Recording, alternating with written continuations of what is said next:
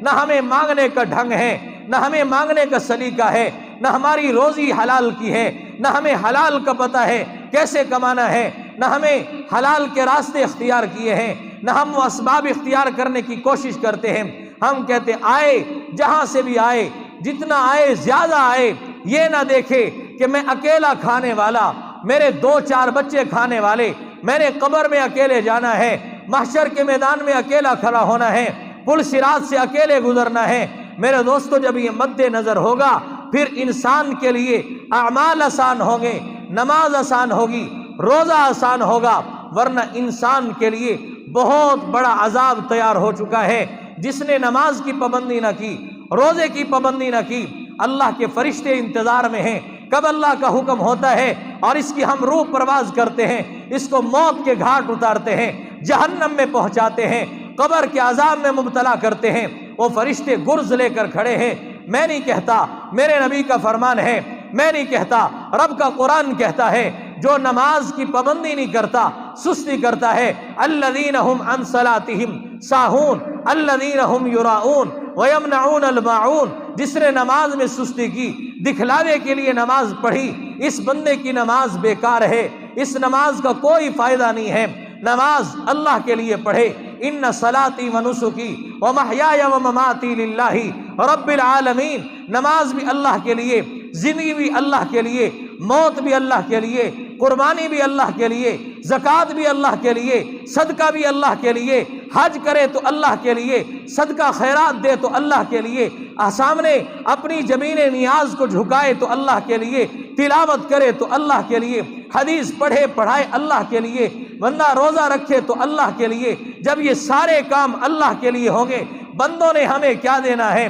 نہ نماز کا بدلہ دے سکتے ہیں، نہ روزے کا بدلہ دے سکتے ہیں، نہ زکوٰۃ کا بدلہ دے سکتے ہیں، نہ صدقہ خیرات کا بدلہ دے سکتے ہیں۔ یہ سارے بدلے کس نے دینے ہیں؟ اللہ نے دینے ہیں۔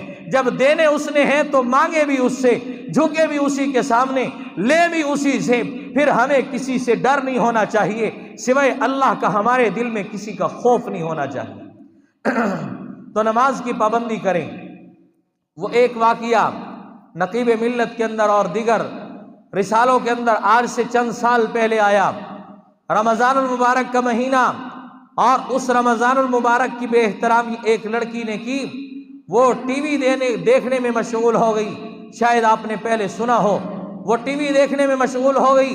ماں نے کہا بیٹی آ جاؤ، گھر میں مہمان نے آنا ہے، کھانا تیار کر لیں، روزی افطاری کا انتظام کر لیں۔ اس نے ماں سے کہا اماں تو کیا کہتی ہے؟ میں جس ڈرامے کو دیکھ رہی ہوں یہ ڈرامہ پھر دوبارہ نہیں لگنے والا۔ ماں نے کہا بیٹی مت کر، اذان کا وقت ہونے والا ہے، افطاری کا وقت قریب ہے۔ اوپر کی منزل میں گئی، دروازے کو بند کیا، اندر داخل ہو گئی، ٹی وی سے چپک گئی۔ ماں آوازیں دیتی رہی، بدبخت باہر نہ نکلی۔ جب ماں تھوڑی دیر کے بعد اوپر گئی، آوازیں دیتی رہی، آواز نہ آئی، دستک دی، آواز نہ آئی، دروازے کو توڑا، ٹی وی کے ساتھ چمٹی ہوئی، یہ لگی ہوئی ہے اور اس کا انتقال ہو چکا ہے۔ رمضان المبارک کا مہینہ ہے، لاش اٹھاتے لاش نہیں اٹھتی، ٹی وی کو ساتھ اٹھایا، لاش بھی ساتھ اٹھی، قبر میں پہنچایا، اسی ٹی وی کے ساتھ پہنچایا، جنازہ اٹھایا، ٹی وی ساتھ لے کر آئے، قبر میں دفن کیا، اور دفن کرنے کے بعد ٹی وی باہر نکالا، عورت کی لاش باہر نکل گئی، پھر ٹی وی کے ساتھ دوبارہ رکھا، پھر دوبارہ دفن ہو گئی، تیسری مرتبہ ایسے ہی کیا۔ میرے دوستو آج ہم گناہوں میں ملوث ہیں۔ یاد رکھیں جس چیز کے ساتھ انسان کا لگاؤ ہو جاتا ہے، تعلق ہو جاتا ہے، اسی چیز کے ساتھ اس کا حشر ہوتا ہے۔ قبر میں جائیں گے، منکر نکیر سوال کریں گے، سوالوں کا جواب کیا دیں گے؟ اللہ کے سامنے پیش ہوں گے، کیا جواب دیں گے؟ اس لیے آج وقت ہے اپنے رب کو منانے کا، اپنے رب کے سامنے جھکنے کا۔ چند منٹ اور چند سیکنڈ کی زندگی ہے، یہ سالوں کی نہیں۔ یہ مجھے اور آپ کو سال نظر آ رہے ہیں کہ بہت سال پڑے ہیں زندگی کے، یہ مجھے اور آپ کو نظر آ رہے ہیں۔ نہیں، اللہ کی قسم، آخرت کے مقابلے میں دنیا کی 60 70 100 سال کی زندگی 2.5 منٹ کی زندگی ہے، 2.5 منٹ کی۔ اس لیے اس زندگی کو قیمتی بنائیں، اور یہ قیمتی دنیا میں بنے گی، مرنے کے بعد نہیں بنے گی۔ قبر میں پہنچنے کے بعد نہیں چینلز کو سبسکرائب کیجئے اور ان کے تازہ بیانات کے ذریعے اپنی علمی، اصلاحی اور فکری آبیاری کرتے رہیے۔